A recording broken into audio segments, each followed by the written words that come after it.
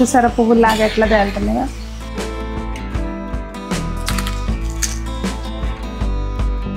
క్రంచీగా చక్కగా ఉంటాయండి, ట్రై చేయండి.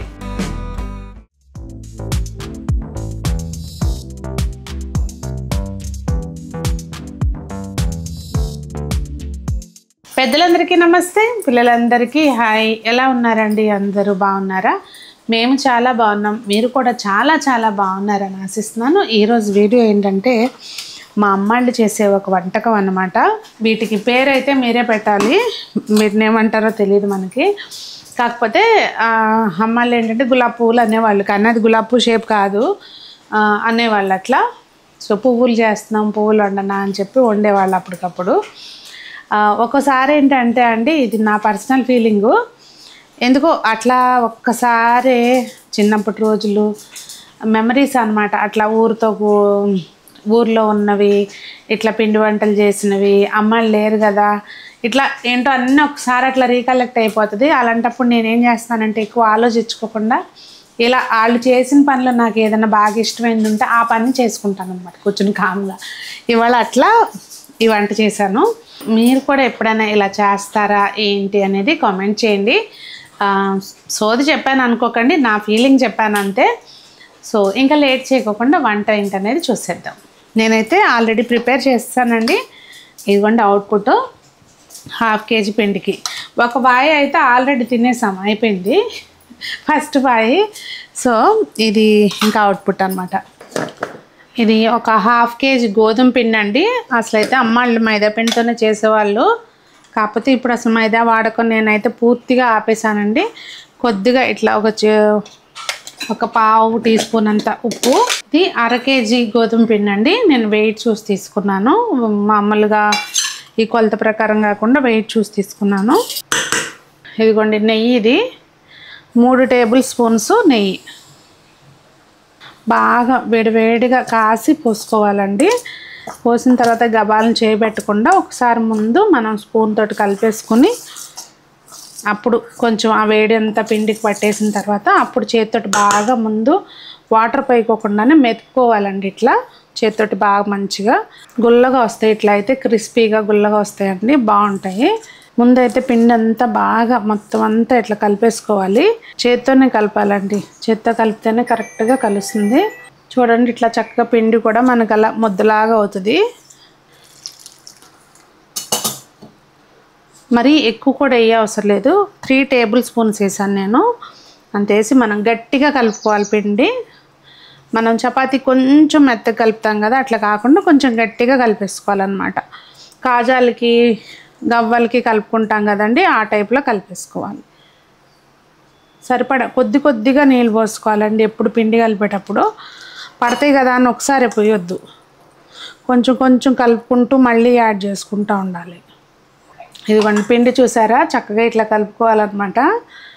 ఇలా కలిపేసి అలా మనం ఒక 10 నిమిషాల పాటు మూత పెట్టి ఉంచాలండి. ఎక్కువ నానాలి అనేం లేదు, జస్ట్ ఒక 10 నిమిషాలు. మనం 1/2 kg పిండి తీసుకున్నాం కదండి. ఇది బెల్లం వచ్చి 400 గ్రాముల వరకు ఉంటుంది. అంటే కొంచెం పాకం మిగిలినా కానీ అది మనం దేనికో దానికి వాడుకోవచ్చు. ఇక్కడైతే నేను ఒక 400 గ్రామ్స్ తీసుకున్నానండి. ఇది ఏం చేయాలంటే ముందు కరగబెట్టుకోవాలి. ఏదన్నా కొంచెం నలకలు అట్లాంటివి ఉంటే కనుక కరగబెట్టుకుని వడకట్టేసుకోవాలి. దీనిలో కొద్దిగా ఒక 50 ml వరకు వాటర్ పోసుకున్నాను. నీళ్ళు కొంచెం ఎక్కువైనా ఇబ్బంది ఏమి ఉండదండి, పాకం రావడానికి కొంచెం టైం పడుతుంది అంతే. మనం బెల్లం కొంచెం కరగంగానే ఇట్లా వడకట్టేసుకోవాలండి. ఎంత చూడడానికి నీట్గానే ఉన్నట్టు. ఆహా, స్క్రీన్ మొత్తం బెల్లం పాకం వచ్చేసింది, ఆవిరి పట్టేసింది. చూడడానికి నీట్గానే ఉన్నట్టు ఉంటుందండి, కానీ మనం వడకట్టుకుంటే ఇదిగోండి తరకలు వస్తూనే ఉంటాయి, అయ్యే పంటికి తగులుతూ ఉంటాయి. కంపల్సరీ వడకట్టుకుంటేనే బాగుంటుంది. ఇదిగోండి మనం కలిపి పెట్టుకున్న పిండిని ఒకసారి ఇట్లా కొంచెం మంచిగా మెదిపేసుకుని చిన్న ఉండలు చేసి పెట్టుకోవాలండి. అమ్మాళ్ళు ఏంటంటే దానికి చేసి ఉండలు చిన్న రోటీ చేసేవాళ్ళు, మనకు అంత ఓపిక ఉండదు కదండి. ఇప్పుడు నేను ఏ ప్రాసెస్లో చేస్తున్నానో చూపిస్తాను. కాకపోతే ఉండ చేసుకునేటప్పుడు కరెక్ట్గా రౌండ్గానే రావాలి, అట్లా ఏం టెన్షన్ ఉండదు ఇలా చేసుకుంటే.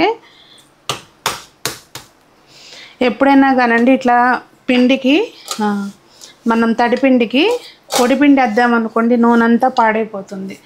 కొంచెం ఆయిల్ అద్దుకొని చేసుకుంటే ఈజీగా వస్తుంది, ప్లస్ పిండి పాడవదు అనమాట. మనం ఏంటంటే ప్యారలల్గా ఆయిల్ వేడి పెట్టేసుకుని పాకం పక్కన ఉడుకుతూనే ఉందండి. ఈ లోపల నేను చేసుకుంటున్నాను. నేను మీకు చూపిస్తాను ఎంత పలుచగా చేసుకోవాలి అనేది. కాజాలు చేసుకుంటాం కదండి, సేమ్ అట్లా చేసుకుంటే సరిపోతుంది. నాకు వీడియో తీసే వాళ్ళు ఎవరు ఉండరండి. టెక్నికల్గా మీకు షోక్గా కనపడకపోవచ్చు కానీ వంటలు టేస్ట్ వైజ్ అయితే మాత్రం సూపర్గా ఉంటాయి నేను చెప్పినట్టు వండుకుంటే. అది ఇదిగోండి చూస్తున్నారు కదా మీకు, ఇదిగోండి ఇట్లా ఈ మాత్రం పలుచగా చేసుకుంటే చాలు. కొంచెం ఎక్కడ ఒక చోట మందంగా ఒక చోట పలుచగా లేకుండా చూసుకుని మనం ప్రాపర్గా సెట్ చేసుకోవాలి. అయితే ఇక్కడ మనం చేసుకునే పువ్వులు చిన్నగా కావాలనుకుంటేనేమో ఇట్లా చిన్నది తీసుకోవాలన్నమాట ఏదైనా కట్ చేసుకోవడానికి. పెద్దగా కావాలనుకుంటేనేమో పెద్దది తీసుకోవాలి. మనం సింపుల్గా ఎక్కువగా కష్టపడుకోకుండా ప్రతిదీ మళ్ళీ చేయాలి అని కష్టపడకుండా ఇట్లా కట్ చేసేసుకుంటే ఈజీగా అయిపోతుంది. ఇంకా మా అమ్మాళ్ళు బిస్కెట్స్ కూడా చేసేవాళ్ళు. అసలు అప్పుడు అన్నీ ఇంట్లో చేసుకోవటమే కదండి. ఇప్పుడు ప్యాకెట్ ఫుడ్ ఎక్కడ ఉండేది. ఒక సైకిల్ అబ్బాయి వచ్చేవాడు అనమాట మా ఊరు, చందమామ బిస్కెట్లు తీసుకుని. అవి ఆ అబ్బాయి వచ్చినప్పుడు ఇంకా అందరికీ పండగ. మీలో ఎంతమందికి చందమామ బిస్కెట్లు తెలుసు కామెంట్ చేయండి. ఈ ఎక్సెస్ పిండి తీసేసుకోవాలి ముందు.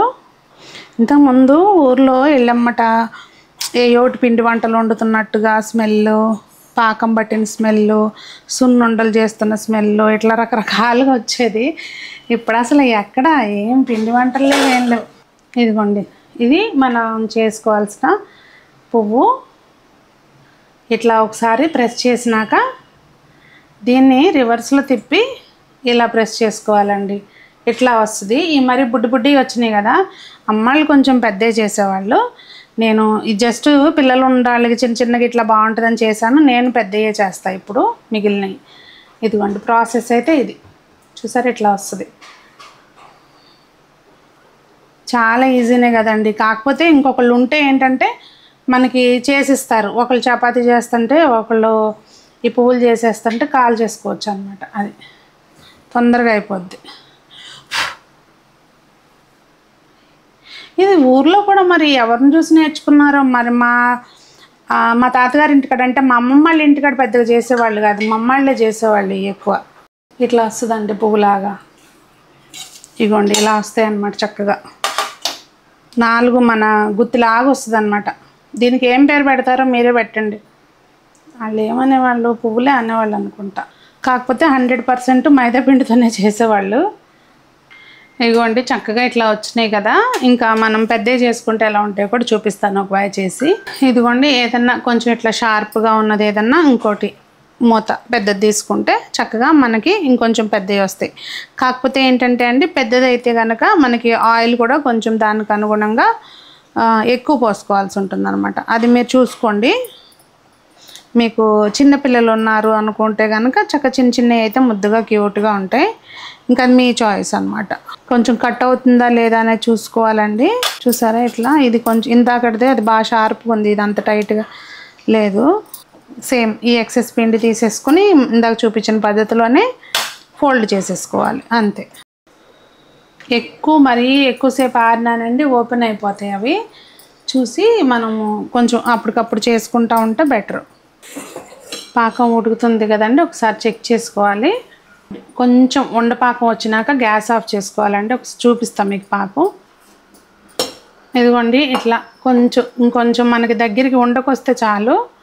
గట్టి పాకం ఏం అవసరం లేదు. కొంచెం యాలకుల పొడి వేసుకుంటే సువాసన బాగుంటుందండి. ఆప్షన్. పిల్లలు తినరు అనుకుంటే స్కిప్ చేసుకోండి. వేసుకుని ఇంకా గ్యాస్ ఆఫ్ చేసుకోవాలండి. పాకం అయితే వచ్చేసింది. ఒకసారి చూపిస్తాం మళ్ళీ మీకు.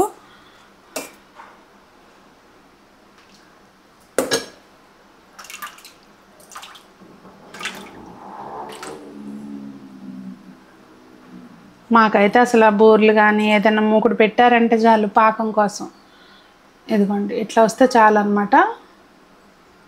గట్టిగా టంగమనే పాకం అవసరం లేదు. గ్యాస్ ఆఫ్ చేసుకుని ఇంకా అది పాకం అలా పక్కన పెట్టుకోవాలండి. తర్వాత స్టెప్ చెప్తాను.